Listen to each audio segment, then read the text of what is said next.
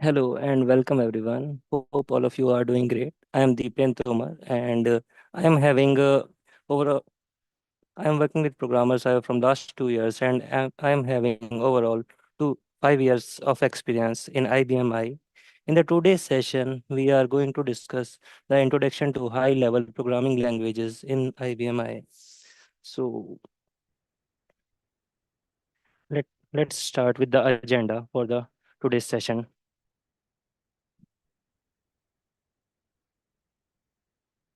Here we will discuss about the high-level languages which are supported in the IBMI, and then we will move to the RPG language, and we will discuss about the journey of RPG and all the formats which are supported in the RPG language, and then we will discuss about the specification, and then we will create a Hello World program in the RPG, and later we will discuss about the declaration and operators uh, in the RPG, and we will also create a program for the string concatenation and also list out the common errors which we get while doing the programming. So let's move to the introduction. So IBMI supports multiple programming languages, and its operating systems provides a runtime environment for these languages. So the languages which are supported in the IBMI, a few of them are RPG, CL, COBOL, Java, SQL, ILE, C, C++, Python, and PHP. And also we have multiple editors present in in which we can do the programmings. First one is IBMI SEU, Source Entry Utility, which is the internal tool. And we have the VS Code available as well, in which we have the extension available, which helps us doing programming. And also we have a paid tool from the IBM, which is RDI. So we will be going to do the programming in IBM SEU and Visual Studio Code. So RPG stands for the Report Program Generator language. It is a high-level programming language. It serves a wide range of business applications and uses. It is a stable programming language as it has been gone through the decades of testing, updates, and enhancement since it was firstly introduced 6 decades ago. It simplifies the development process for the programmer by handling file operations, calculations, and program generation, sorry, report generation. And programmers can focus on the business rules and logics without explicitly writing code for file handling and other repetitive tasks. As we move to the journey of the RPG, this language was firstly introduced in 1959 by the tech giant IBM, and since then we have received the upgrade for the in the 60s to RPG2, in which we have received the functionality of subroutines, data structure, and conditional branching in this language. And later in 1975, we have received the interactive capabilities, improved data manipulation, and other supports to the external procedures in the RPG third. And later in 1980s, we have received the version 4 of it, RPG 400, and it has the IDE, structured programming, and object-oriented concepts like the other languages have. And in 2001, we have the RPG ILE, which merged RPG4 and other IBM languages like COBOL, and allowing code sharing and improved performance. There are multiple enhancements we have received in the recent years as well. So mainly the ILE and RPG4 are covers in the RPG4, and also so we have two formats available to do programming in the RPG. First one is the fixed format, and the next one is the free format. In the fixed format, as we have seen in the last session as well, while doing while creating a source for the physical file or logical file, we need to do the syntax. We need to maintain the exact position for the syntax. While in the free format programming, we don't need to concentrate on that, and we can simply work on the program logic. While free format programming also provide us the indentation in the conditional statements and also in the loop, so which make it easier for code to understand. So we will be going to see examples of the free format programmings later in the session as well.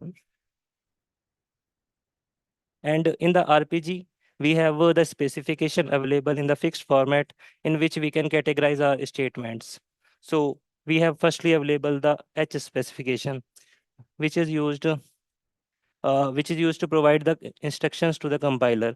For example, whether source debugging is allowed or not.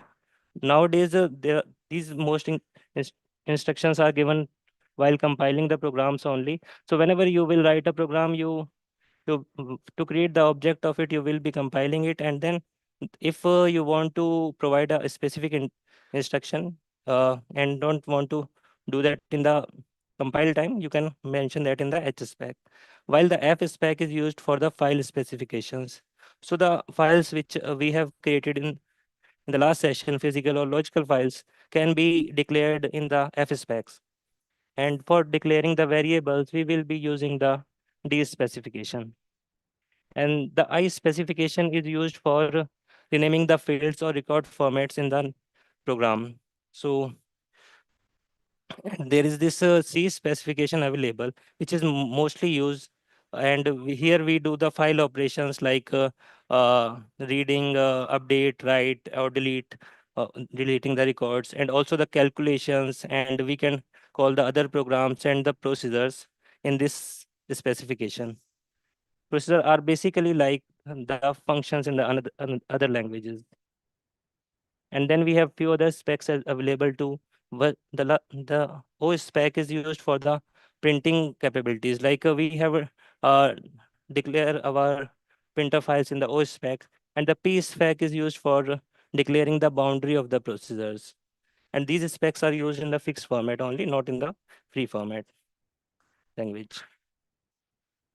So let's create our first program, hello world, and we will. So to access our source file, I will use work mbr pdm command, and then I will mention my file name, source file name, src, and the library it is present in. And to create a new source, I will use f6 create, and then mention the program name first, and the source type would be rpgle, and the description is P- hello world program. So it is necessary to provide the description which gives us the idea of the program, what the program is doing. And as we can see in the first above, we have available this H keywords and comments. So if I mention H as H spec and then do F4 prompt, then we can mention the keywords which the instruction which we want to give to our compiler. And then later, if go to the D spec, there are prompt available for the positioning, and we can we can do that by doing prompt F4. And then here we can mention the name, declaration type, and all other details of a variable. If you want to know more about these, what these specifically means, like what the name means or this means. So there we have the help available. We can do F1 and we can get the help about what things we need to mention here in the fixed format. As we are going to do our programming in the free format, so let me remove those. And then I will be using to write down our code in the free format. We need to mention a keyword in the program in the first line. So there is a F19 available to go to the left. There are five, till five position it has been hidden. So I will be using F19 to go to the left. And then I will be mentioning stochastic free. Now I can do our programming in the fully free format. And then what we will do, we will use a operation code display, and we will write down hello world.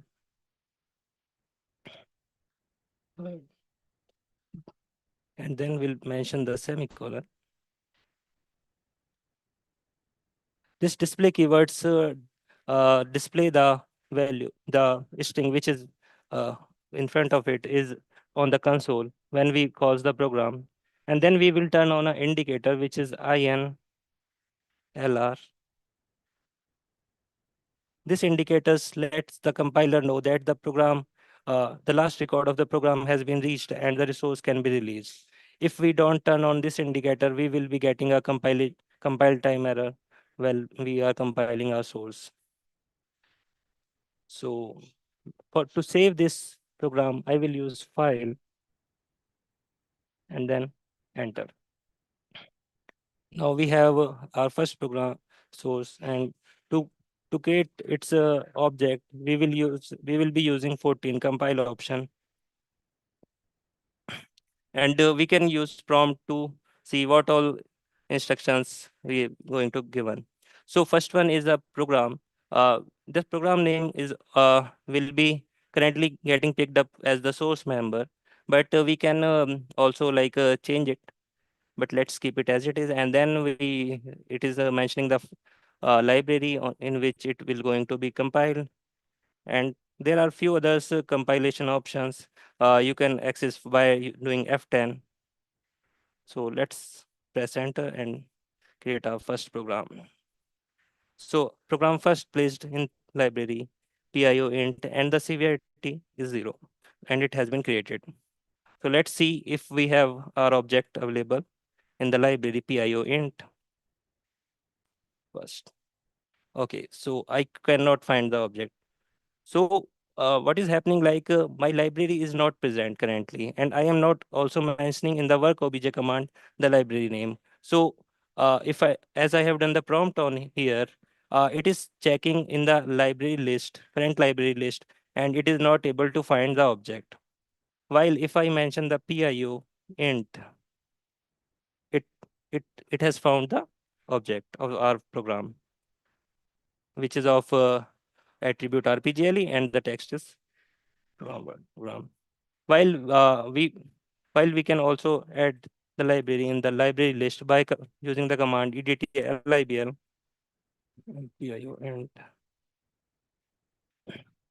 and then we will be calling our first program, which will be displaying hello world on the console. Let's call this program call f4 and then first and libraries pio int. As we have the library available in the list, it will pick up the program, but it is a best practice to use the library uh, always while calling the command, call command. And then it has shown the log, but it just moved really fast. So let us call it again. Yes, so it has displayed the hello world on our console, and that's how we can create a program in RPG in our IBM and see its objects. So let's move further and see what we have further. And yeah, we will be discussing the declaration and how we can declare the variables in the RPGLE. And there are multiple things we can declare. Like firstly, to declare a variable, we will be using DCLS and then variable name, then the data type of it. And to declare a constant, we need to mention DCLC and then the name of the variable, and then we can mention the value of it. For declaring the data structures, we have to mention firstly the data structure name and then the field names, which variable names which are in it.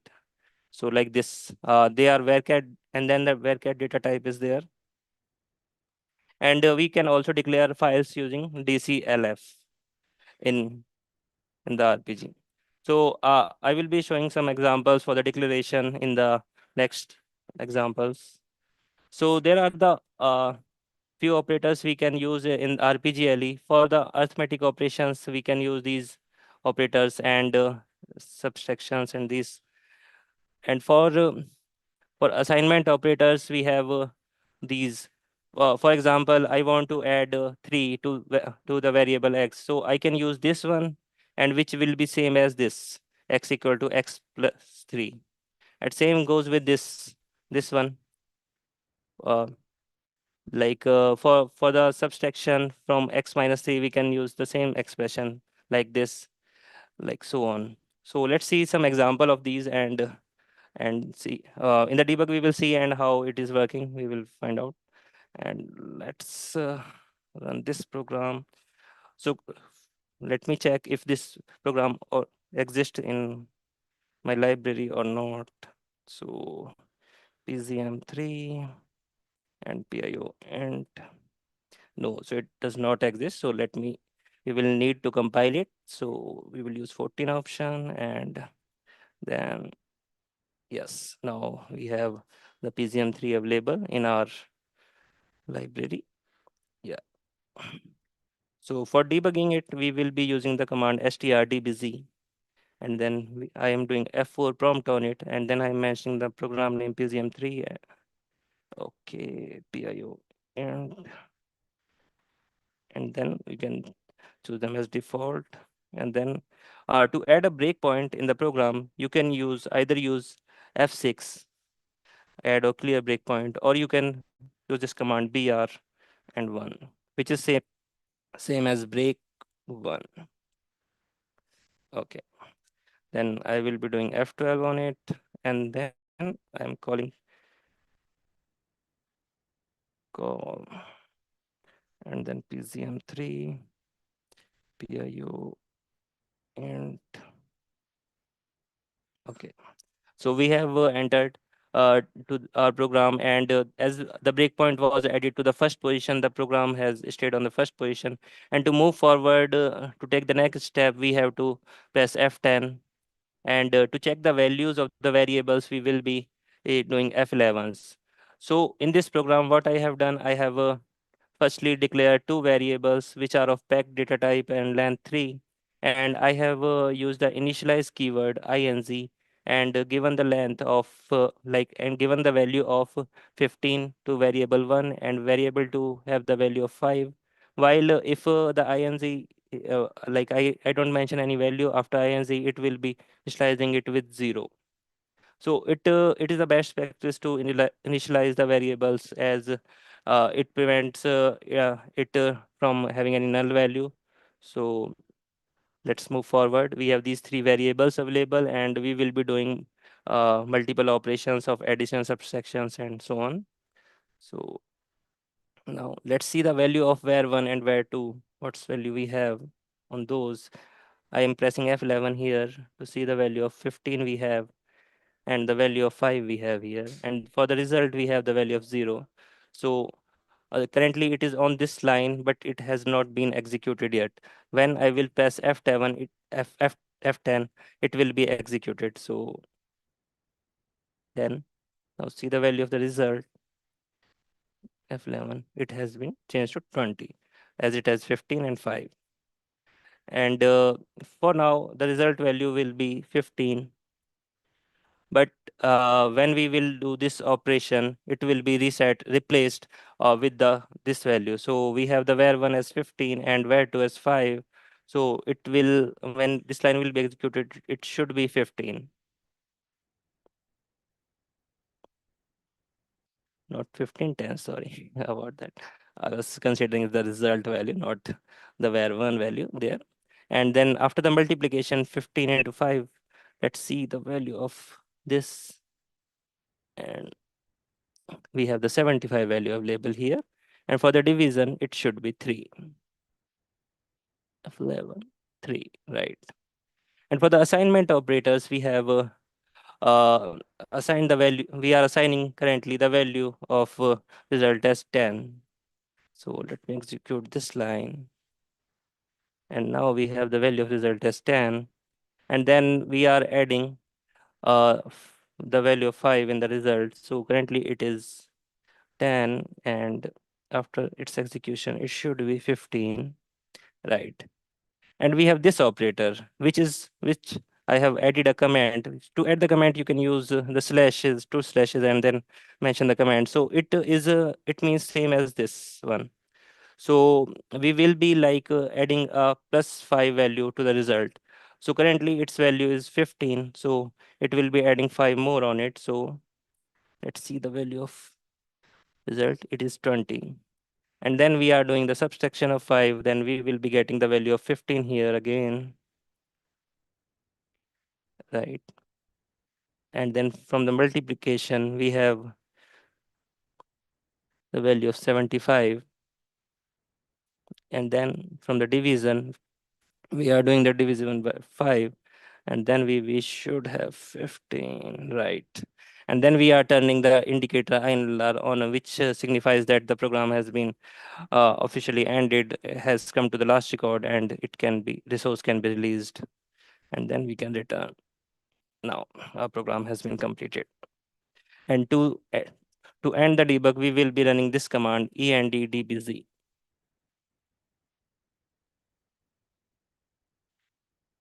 And then we have other operators available, comparison operators. The comparison operators are mostly used in the conditional statements or the loop statements to see if the value is true or not. For example, if I have two variables x and y, and if they are equal, then equal or not, to check that I will be using this one, and then to check if not equal, I will be using this, and for greater and greater than, I will be using this. And these are the operators we can use for the comparison. And then we have another operators of labels, the logical operators. For example, we have two comparison operators, and I want to check the both values and um, give the result on the basis of that. So there we have the three logical operators available: and, or, and not. The and returns the value true if both the statements is true. For example, we have this condition: x is less than 5 and x is less than 10. So here, for example, if x has the value of 4, then these both statements are true, right? So it will be returning us the true value. While in the another case, if the value of x is 7, so this condition will not be true, is less than 5, as the x value is 7, while this one is true. So here we have the 0 available, and here we have the 1 available. So the overall result would be 0, as as the AND operators always returns when both values are true. While in the case of or, we have that if any of the value is true, it will returns us the true value. So for example, if we have the x value as 5, so we have this x is less than 5, and here 5 is less than 5, so that is false, and then this one is also false, so now it will be returning us 0. While if we have the value of x as 4, so this condition x is less than 5 is true in this case, while the condition of 4 is less than 4 is a false. So one of them is true, so it will be returning us the true. While what the not does, it reverse the result. For example, from this I am getting the result of the true, it will reverse the result to the false. So let's see few examples of this in the debug. And yeah, so we have the program 4 available for the comparison and logical operators examples. Let's compile this one and put it in the debug mode: str dbz pzm4, and mention the library pio int, and at the breakpoint 1, and then call the pgm. So here we have the two variables available, var1 and var2, same as in the previous case, and we have the result variable available, but it is of the indicator type. Indicator type can only have the value of only the boolean values as true or false, which means true means the 1 and false means the 0.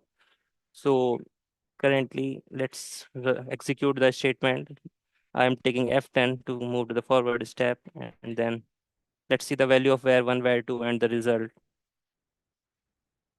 5, 15, and 0. So currently we have the value as false. So here in this statement, what is happening? It is doing the comparison. It is comparing var1 to var2, and then on the basis of that, it is assigning the value to the result. And there is this clear opcode available, which what it does is like reset the value to the zero of the result variable. So firstly, we are resetting the value as it was already zero, so there would be no change. And then we have the where one value as 5 and where two value as 15. So this is a false condition, like they are not equal, so we will be receiving a false. So the value of result should not be changed as they are not equal. So we have the value of result as 0, right? While in the second condition, not equal, I think we should have the results value as 1 here. So firstly, we are clearing the result variable, and then we have the where one value as 5 and where two value as 15. So we once I do the F10, I should be getting the result value as 1 as true. So let's see the value of result. Yeah, it is true. And for the greater one, we have where one value as 5 and where two value as 15. So this is false because it is saying like 5 is greater than 15. So we will be getting the result value as 0. Firstly, let's reset the result. Now we have the result value as 0, and then execute this statement. Now let's see the value of the result. It is 0. So we are correct here. And for the less than, we should be having the value as 1. So firstly, let's clear the result and let's see the value of the result. Yeah, it is 1. And for greater than equal to, we have this way we can do the greater than and equal to. So where 1 is 5 and where 2 is 15, so they are not greater than or equal to. So it is not either greater or not equal. So it should be having the value as 0. So F11, and then let's see F11. Yeah, it is 0. And then less than and equal to should, let's firstly clear this. Yeah. And value of where 1 is 5, which is less than, and where 2 is value is 15. And so it should be giving us 1 as it is less than. So let's firstly check the value. Yes, it is 0. And then let's see the value of the result. It is 1. So there's one key point I can also mention. Like if you don't want to do F11 for the variable, you can simply run a statement in the debug line, which is eval result.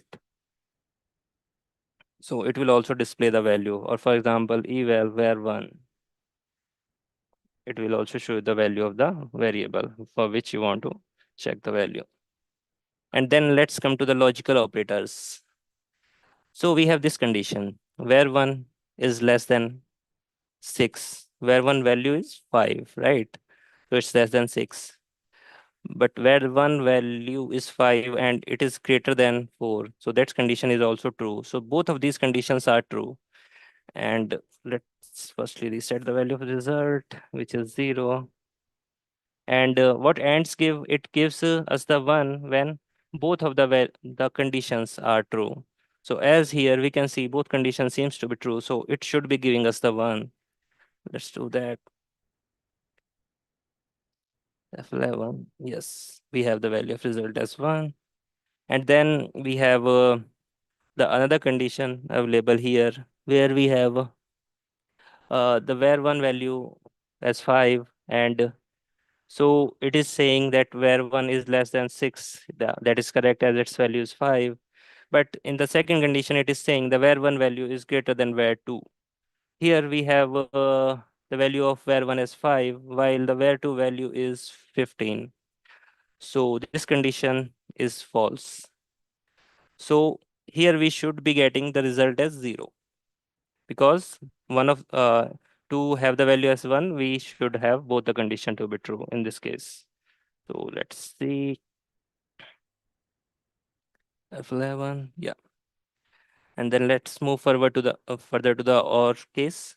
For the OR, we need to only one statement need to be true. Others can be false, but we will be getting the result as true in this case. So where 1 is less than 6, that's correct because its value is 5. And where 1 is greater than 4. Both of them are correct. So we should be getting the result value as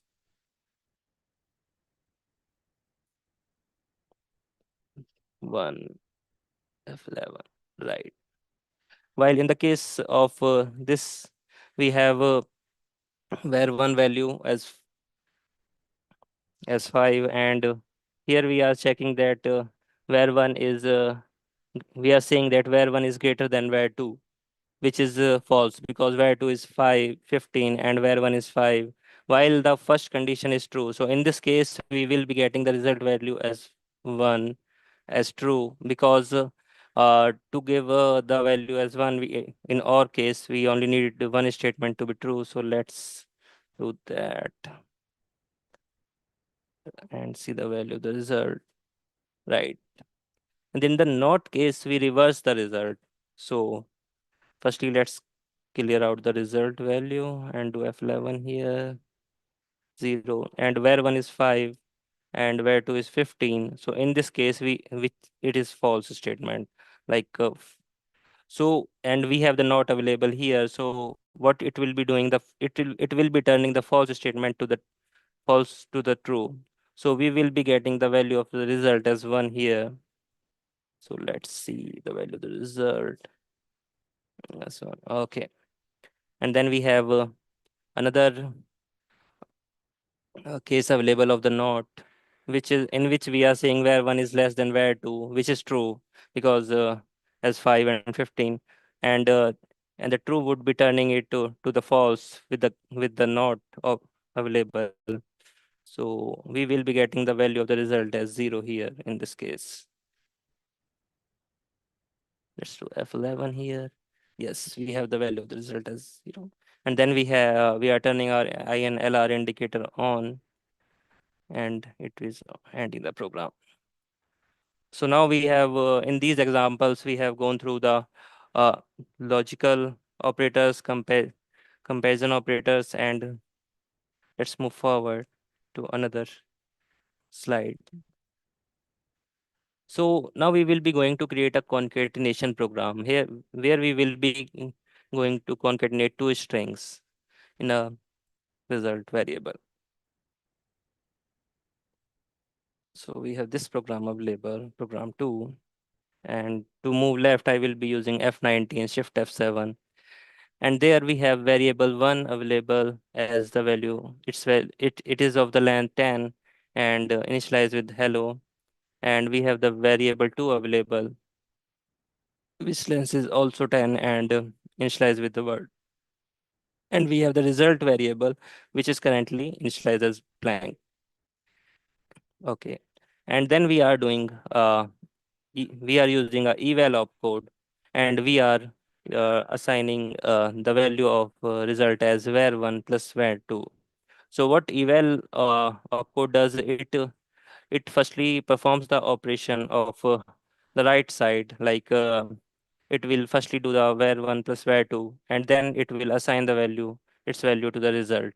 So eval opcode is an optional opcode. You can if you simply mention it a result equal to var1 plus var2, that will be fine too. And then in next line, line number 9, we are displaying the result on the console, and then in the last we are turning the indicator on. So to save, I'm doing file. Okay, currently we are in the debug mode, that's why it's not letting me. And as I haven't done any change, so I can simply go out from it. Let me do the end debug. And we have the PGM1 available, and to compile it, we will be running 14 option, and then enter. So PGM1 has been created. So let's call this one, call PGM1. So we have concatenated the variable 1 and variable 2 to the variable result, and here we can observe that we are getting to few blanks here, as the variable 1 length was 10 and variable 2 length was 10. So here we have the 5 blanks available here, and 5 must be here too. which are currently not visible, but they are there. So let's take another example of the code and where how we can truncate these blanks and display our hello world as in the above line. So let's move to the program 2. And as we are not going to edit it, let's open it in the 5 display option mode. And to reach to the first one, I will be using F19. And in this case, what I am doing, as I told, like eval is optional, just to show you that which opcode was used and which opcode is operating in this line. So that's why I mentioned it in the previous program. Here we can skip it. And then what we are doing, we are using a built-in function trim. What trim does, it trims the blanks of the any variable or of any field. If you here you can mention any file field, it will trim that if it is having the blanks too from the right side. And then I am adding a blank manually, and then I am again doing trim for the where to, and then I am displaying the result on the line. And later we are turning the INLR on. So let's compile this one too.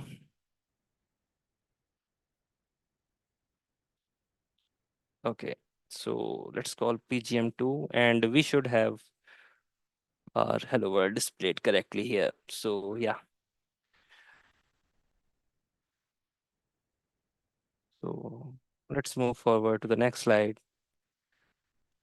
So while doing the coding and in the starting, we are going to be getting some errors while writing down our program. So I have listed down few possible errors we can get while starting our codes.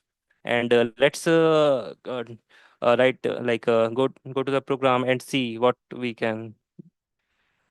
be the possible errors. So I'm opening the Pisium 5, and from the text, it is helping me out, like letting me know like which program is used. I need to access. So let me open it in the edit mode.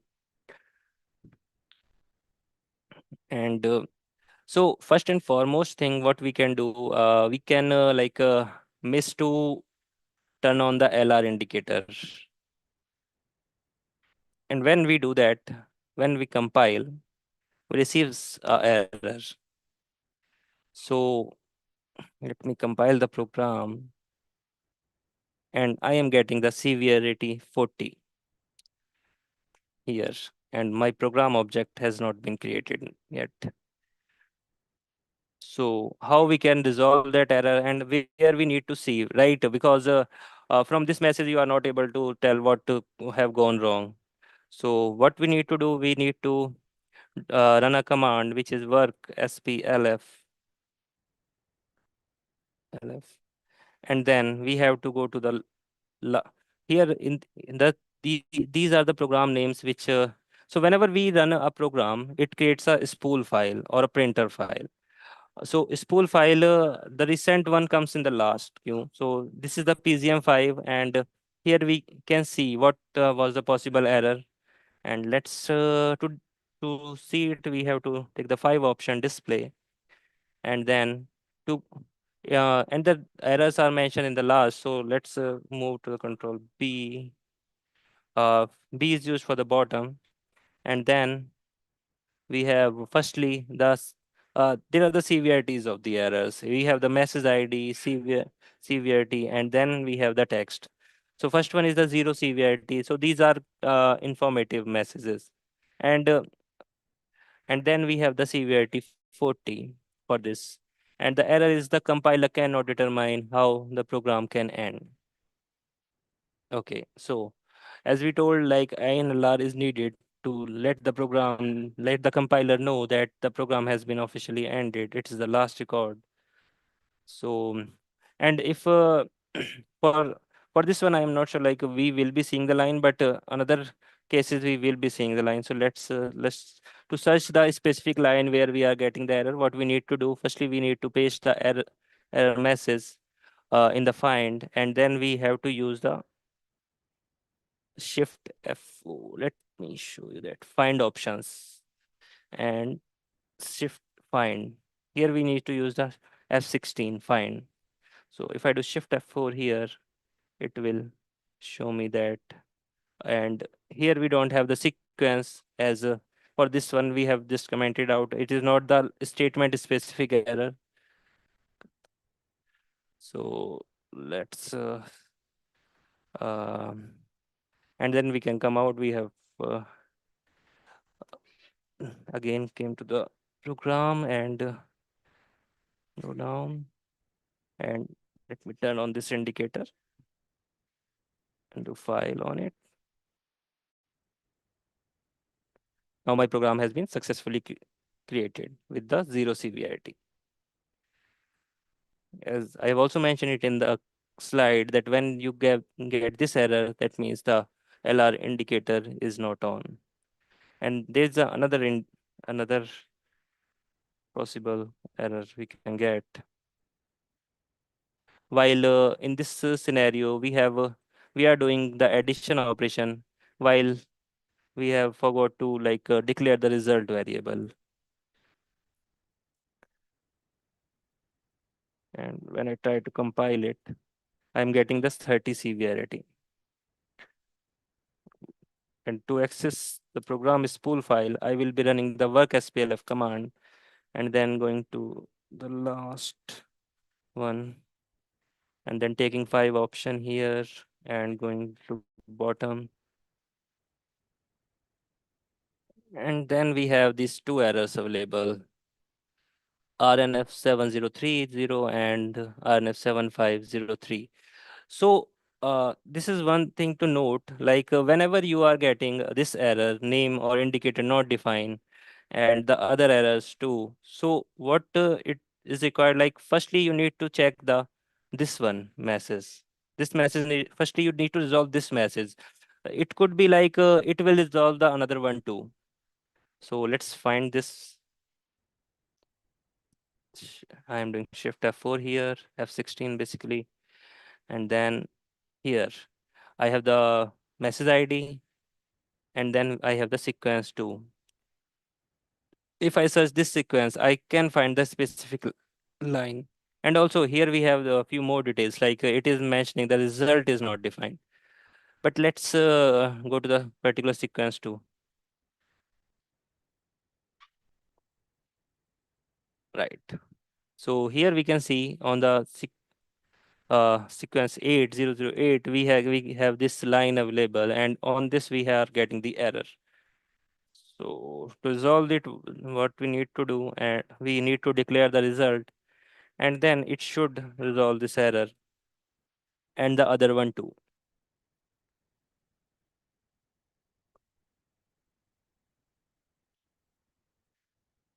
So what we can do, we can,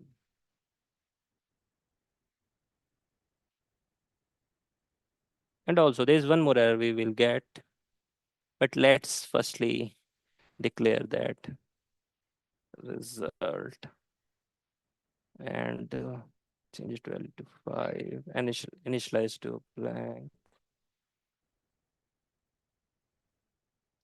So we have let's do the file and compile this one.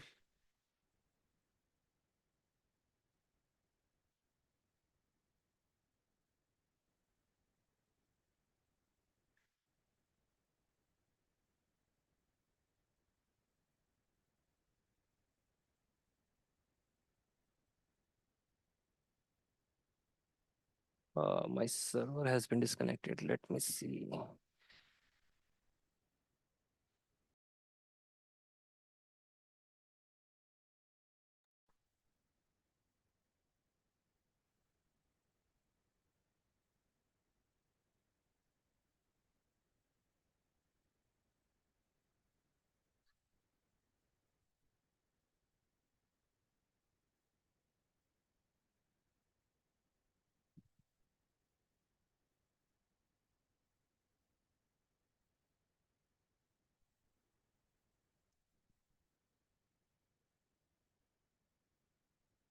Okay, so I was there was some network error. I Let me log in again. Yes, work MBR PDM, and we were on the PGM5, and here we have declared the variable result with the peg 3 and do file on it to save the source, do compile with the 14 option. Then this, we have again got the error. But this error, I think, should not be same as the other one. Going to the last spool file and then going to bottom. And here we have this message RNF7416. And here we have it is mentioned that the type of the right and left hand side do not match in the eval operation. So here we are getting this error on the line number sequence number 000900. Let's search this sequence, and we are getting this error on this same statement. So what could be the cause? Where one, let's see the where one. Where one is a type of char. So that is causing the error because we are adding to numeric value while here we are trying to do the addition from a char and numeric value, and while also the result is also a numeric field variable. So that's why we are getting the error.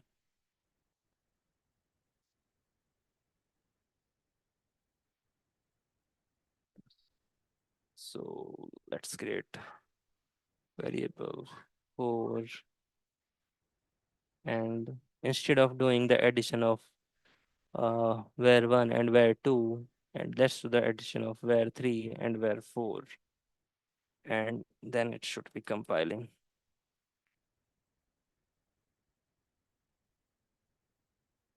Yes, so we are able to resolve this error too. Okay. And we have sometimes what we does like there are the ways we can declare a constant in the RPG, and then if you try to do constant value cannot be changed in the program while doing calculations. So if you try to assign the value of any value to a constant, then you will be getting an error. So that's one. And some errors you get not on the compile time, you get on the run time. Like whenever you try to pass a larger value to a numeric variable, for example, let's take this variable where 3, it is having the length of 2, while you try so it can store the value from -99 to 99. But if you try to assign 100 to it, you will be getting the error. And the same goes like there are sometimes you are trying to convert a character value to a decimal, that time you will also be getting the error. So there are these scenarios which can you can face while doing the programming in while starting. So file on it, and let's see them in debug too as well. Runtime errors, moving decimal value to a character variable, and where 3 larger value. And okay, decimal data error. Why? Okay, we are getting few errors. Let's see. Let's resolve them too. Shift F6, not Shift F6. We have to go to the bottom manually and then do 5 on it. And we have this. Firstly, we have the types of right and left does not match for the two ones. And as we have known that we have commented out these lines. So where one, we are assigning a decimal value to a where one, and we are also trying to assign as where one is character. So same with the where 3 is also a decimal variable. So that's why we are getting these errors. And let me comment this out and then try compiling it. You can resolve them to like correct them. Either you can pass the value of 5 in quotes, that would resolve it. But let's do the debug and see the runtime errors as we are trying to do that. PZM5 and mention the library PIO int and at the breakpoint on the line on which you can use F6 here, and if do F12 and then call PZM5 PIO int. Okay, so where 3 has value of 10 and where 3 has the length of 2. So if we execute this statement, the length, the value would be larger. So if I do F10 here, I am getting this error, receiver value too small to hold the result. So that error can come too while doing the programming, which means basically you have the shorter length variable. So I can reply cancel here and move out from the program. And let me correct this one. So I will be updating the length of var 3 to 3. And now, firstly, I may need to do the end debug as it won't let me update it. Yes, shift and then when 3 file 14. Okay, so let's again do start debug and see if now I will get this runtime error or not. So strdbz, and then I will be adding the breakpoint to the line number 20, then call, and then same it does. And then where 3 is having the value of 0 1 0, like 10 values there, and the length here, from here we can see the length is 3, so it should be able to assign this. Yes, but here we are trying to convert the value of where 1 into decimal with the length of 2 and 0, and where 1 has the value as hello, but we are using the built-in function of decimal here. So as it is having the character value where 1, we will be getting an error. Let's do that. The error is the character representation of a numeric value is an error. So that error you can also get while in your program during running. So we need to ensure that whenever we are using a built-in function DAC, it should be a numeric. It should be having a numeric value. Like if my this is having the value of 5 and I do file on it. Okay, it is in the debug mode, so it won't let me update it. Let me do end debug first and then assign shift F7, value of 5 and file on it to 14. Yes, let's see if we will get this error again or not. Let's do the strdbz, pzm5 and PIO int and add the breakpoint on this specific line using F6. And then I am calling this program, call pgm5 in the library PIO int. And then I am having the value of var1 as 5 and then doing DAC. Now it has converted it to the decimal and my var3 value has been changed to 5. So we need to ensure that if the variable of a character type and we are converting it to the numeric, we need to mention the numeric value in the variable. If it is having the character value, it will be throwing us the error. So that's then it will turn the indicator on and our programs ends. And let's do the end debug too.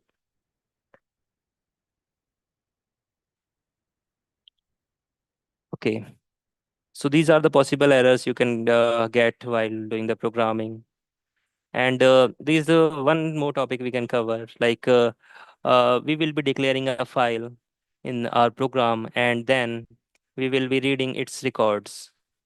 So we can declare a file. For example, there is a one example given. So firstly, we need to use the DCLF and then mention the file name and the uses we are going to use. How we users defines like how we are going to use the file, and here we can mention the key and prefix can add the prefix to the fields of the file, uh, and then we have the rename. It is used to rename the record format. And for the uses we have the different type of uses we can do in the program. For example, input is used for the reading records only, while in the output mode, you can write down the records in the file from the program. And in update, you can update the existing records. If you want to update any columns or any record, any any value of row. And then you have the delete available from which you can delete the records. And in the same way, you can use the input and output both while declaring. What it will do, it will read the record and write the record, but will not do the update. So I will be showing the read example where we will be reading a record of a file. Hmm. So here we have the PZM6 available, and here what we are doing, Shift F7. Let me do the shift. Yes. So here this we have this file empaf. It uses input, and it is a keyed file. It is opened in a keyed manner. So let's see the records and see the key. Okay, we have opened in the file browse mode, so we don't need to do file. We can simply press enter and we will be out of the program. So let me firstly show you the file, and then we will discuss how we can read the record. Let me So we have this EMPAF available. It is having the record format name as EMPFR, and we are having four columns here: ID, name, address, phone, and the key is ID.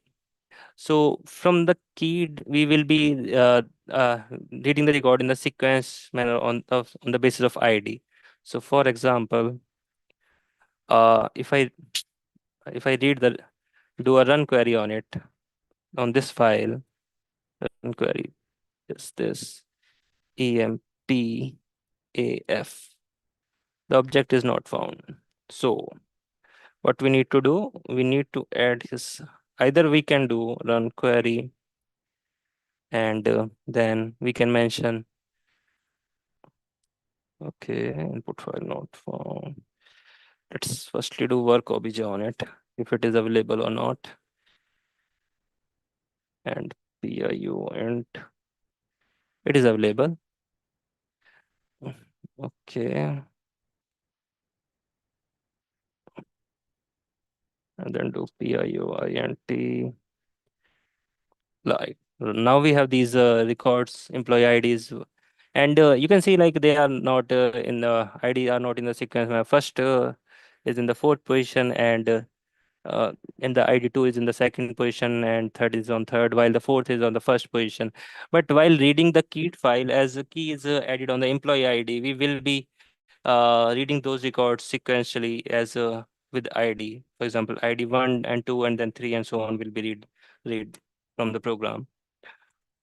So let's see my source, the SRC,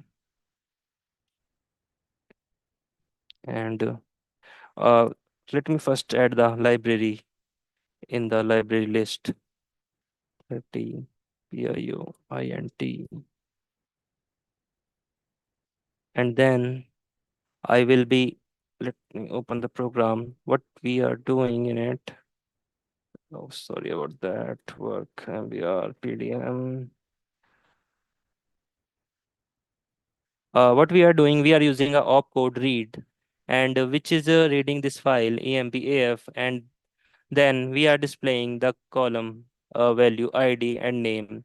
And then again we are doing the read, and then it will be displaying the ID name of the next record. So what the read does, it reads the first record, and then it will read the next record on the basis of like how on every time whenever we runs the read, it will read the next record. So let's call this program and see. 14 program has been created. Let's call this program called PCM6. So we had the first record with the ID 1, and the name was R Sharma. And then we have the second record, second ID, and then we have the P Kumar. So that's how we can read the record in our RPG program. So that's all from this session today. We can have few Q&As now.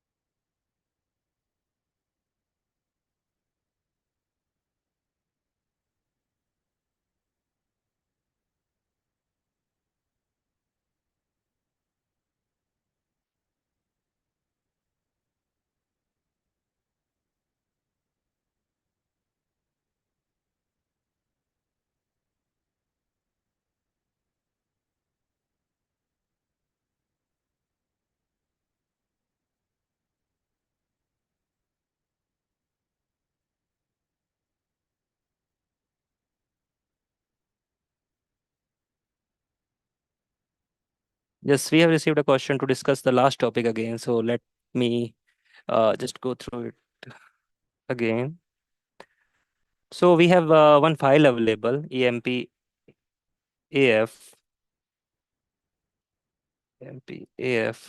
which is having these records, employee ID, employee name, and these four records we have. And I want to read these records in my program.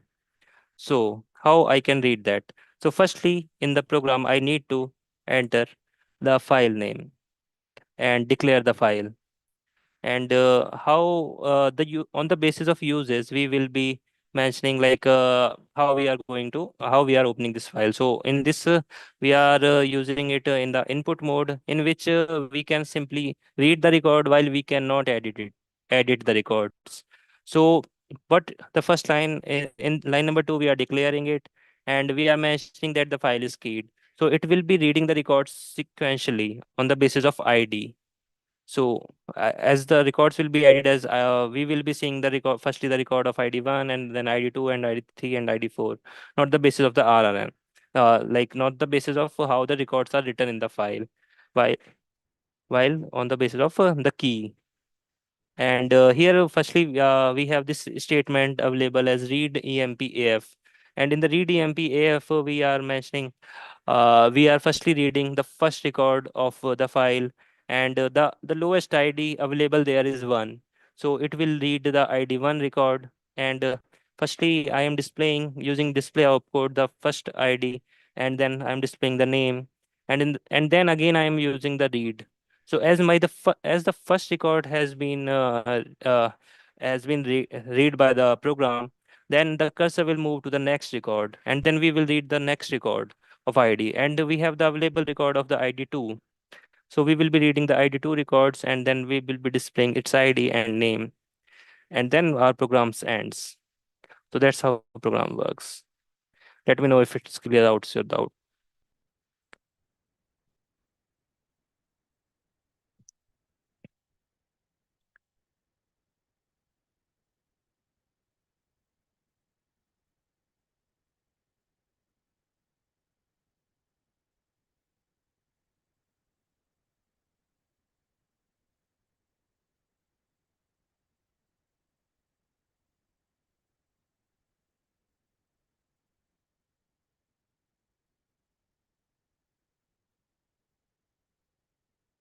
Okay, so we have received a question they want us to see discuss this in the VS Code.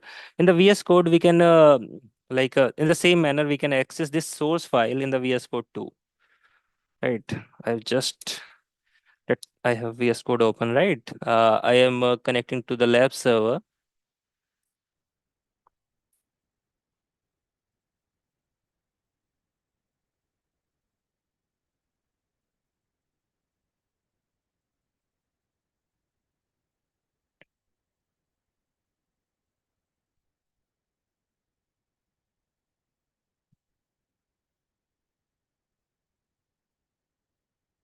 And now I we have the filter available. In this filter, we are opening the source file of PIO int. So it will be displaying all the source file. Let me see. Yeah, it is taking some time. Let's wait for. Yes. So all the source files are available here. So my source file is qdeepsrc. Let me open this one.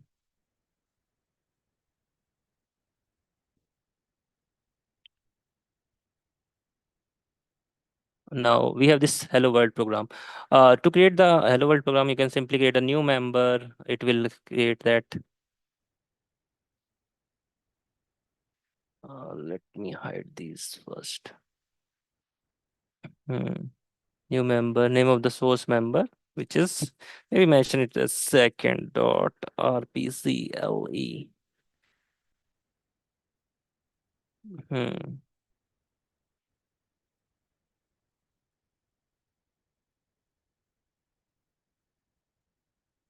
Okay, we have this second dot rpgle, and if you go here, you have the second rpgle here too. So for that, you can simply firstly I have to mention strict free, and then display, and then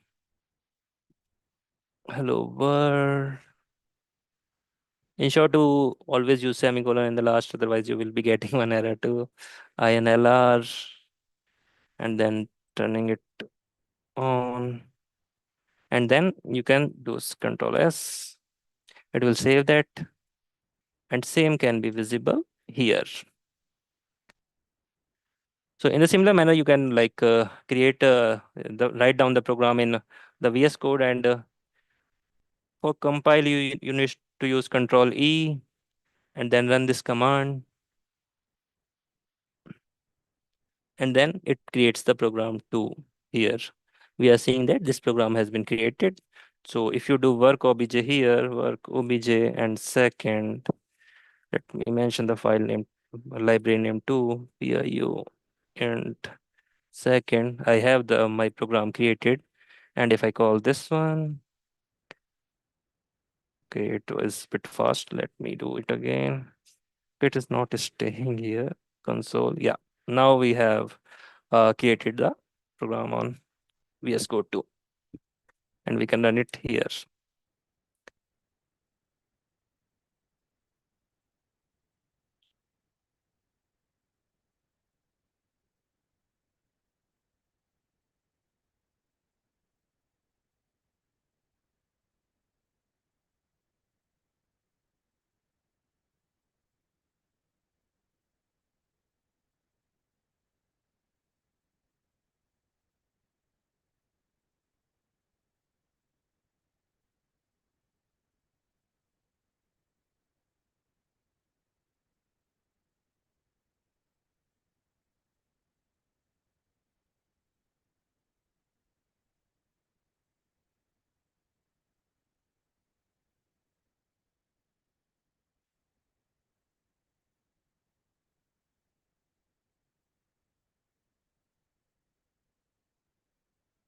Okay, I think we can wrap up now. Thank you, everyone. Have a good day.